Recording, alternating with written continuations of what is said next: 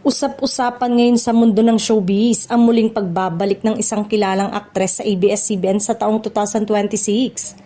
Matapos ang ilang taon na pagiging low-key sa pagtutok sa iba't ibang proyekto, muling bubuksan ng Kapamilya Network ang pinto para sa aktres na minsang naging bahagi ng kanilang mga pinakasikat na programa.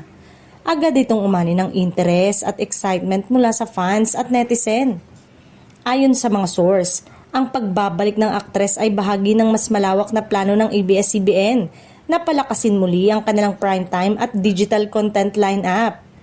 Isa umano siyang malaking pangalan na inaasang magdadala ng mataas na ratings at buzz sa sandaling ipalabas ang kanyang bagong proyekto.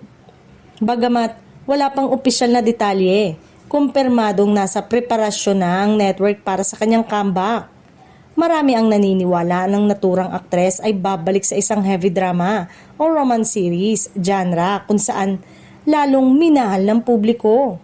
May mga haka-hakang makakatambal niya ang isa ring bigating aktor, dahilan upang mas lalong umingay ang balita sa social media. Para sa mga tagahanga, eto raw ay matagal nang hinihintay na pagbabalik. Samantala, may mga netizen namang nagbigay ng sari-saring reaksyon na balita.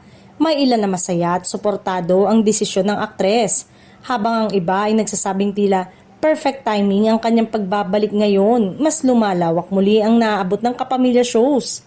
Gayunpaman, nananatiling positibo ang kabuuang pagtanggap ng publiko.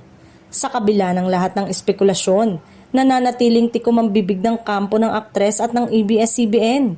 Inaasahang sa mga susunod na buwan ay ilalabas na ang opisyal na anunsyo tungkol sa proyekto.